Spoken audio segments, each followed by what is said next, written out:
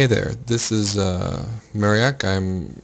So I'm making a guide for setting up your computer for remote desktop. Actually, multiple computers for remote desktop behind a router. So this would be like a home network. I mean, you could probably do it with something else too, but I'm just thinking home network here. So I'm just going to go through every step you need to take to set up remote desktop on multiple computers, and just enjoy the ride. If you have any questions, tell me in the comments. And so what we're going to start with is this is my router page, and you can and so it's I'm actually using an AT&T UVerse router, and what you can do is to access it, you can go to whatever the router login is. So for this one, it's 192.168.1.254. So if you enter this IP in for this router, you'll get to the login page. You can log into it and you can start changing settings. And different routers are different. Like I know previous Netgear router I had was like localhost. I know there's some other different IP addresses you can input.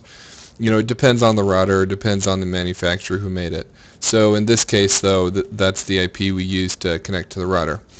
And so what I'm starting with here is the firewall settings. And the goal of this is to open up a port or open up multiple ports so that we can let remote desktop through. This is called port forwarding when it regards to a router. So what I'm doing is, so with my first computer, this is the one I'm using now, I've set up remote desktop on it, and what I did here was I just looked for remote desktop from the list and I added it, and that was it. There wasn't anything else to do really. Now a little more interesting part, a little more difficult part is when you want to add remote desktop for a different port. And the reason we do this is because we can't have two of the same ports being used for two different computers for remote desktop. So we have to have a different port to use remote desktop on. And so this is my second computer, and as you can see, I've got a different remote desktop setting. And what you can do is you can just go add a new user-defined application. And here's just a basic template, so you can go through protocol. It's TCP, it's not UDP. Port or range, it's whatever port you want it to be. And as long as the port's open, as long as the port's available, you can pretty much use any port.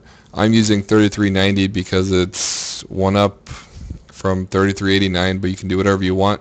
Protocol timeout, the default is fine here, and map to host port, the default is fine here as well.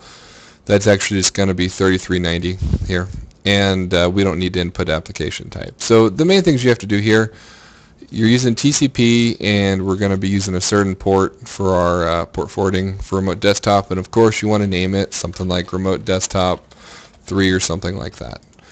And that's it. And then you'd hit add to list, and then once you've added it, you'd go back and you'd find it in the list. So for instance, you like add Telnet. I don't have remote desktop 3, I didn't add it, but you could add like Telnet server. It asks for my password, which is saved. And as you can see, Telnet server is here, and so now port forwarding is enabled for Telnet server. And I'm actually removing that because I don't need it. And so that's pretty much how you do port forwarding through your router. And so that sets up for 2 computers. You could obviously do more computers. You could set up for 3 or 4 or 5, however many you want to do. I'm sure there's probably some limit eventually, but it'll be a bit. Now, the next step would be setting up your firewall. So if you go to, actually I'll just show you. So you go to Start, Control Panel, Windows Firewall, and Advanced Settings. And you go to Inbound Rules. And just look through here and look for remote desktop. And there it is. It's TCP/N. We can open it up. We can see this is actually a default one. You can't modify everything, but you can see with protocols and ports, it's TCP, and it is port 3389. and you're allowing the connection and it's enabled. So this is good to go. And now the one thing, since you can't change the port, you actually cannot use like 3390 or whatever. So what you need to do is to allow a different port to go through. You'll need to select new rule, and we can just use port. We don't need to do custom. TCP, say the port 3390 in this case. And remember, this port needs to be the same port as that's being port forwarded. So if you chose port 4000, you'd need to have port 4000 here. And we're going to allow the connection. And you probably want public. I mean, I guess if you just want to be within your house, you could possibly do private or domain. But if you want a remote desktop outside of the house, on some other network, you're going to need public to be checked. And then, of course, the name, so remote desktop 2 or remote desktop 3390 or, whatever. And that's it. You push finish and you're set up with your firewall. Now, so we've got the firewall letting it through. We've got the router letting it through. Now we need to set up the actual program. Now, you don't need to do this if you're just running remote desktop by default with the default port. This is only when you're using a non-default port like 3390. So we're going to be editing the registry. And what you do, open registry editor, you can hit go in here, type regedit, yes, and that'll open this.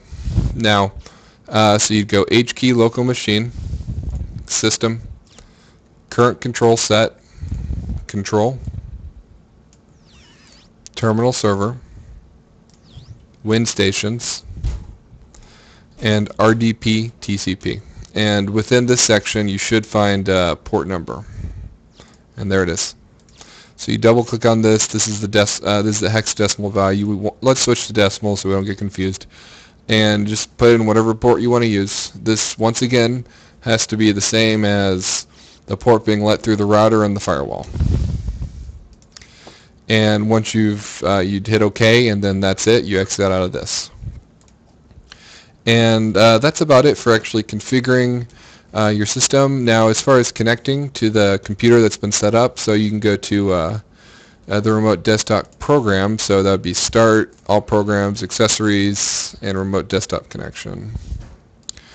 And you can see here the normal. Oh, yeah, and this is where we need to actually know the router's external IP address. So you have an internal IP address, which all of the computers on my private network have, and they all connect to the router, and then the router has an external IP address that the world can see. So we need to find that external IP address. And you can see here, after looking at routers in the router settings, it's 108.233.50.138.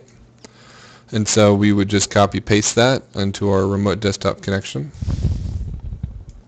Now, if you were using a default connection, then all you need to have is this. All you need is the IP address. You're good to go. It automatically assumes 3389 as the port. Now, if you're not using a default connection, then you need to have colon and the port number. And so that's exactly what I'm doing here. And then just hit connect, and this will actually connect to my other computer. It's a Windows XP machine, as you can see. And that's it. You just log on, you're good to go. There's nothing else to it. And yeah, so that's pretty much all there is. I hope this helped you out, and if you have any questions, let me know and I'll respond. And good luck setting up remote desktop.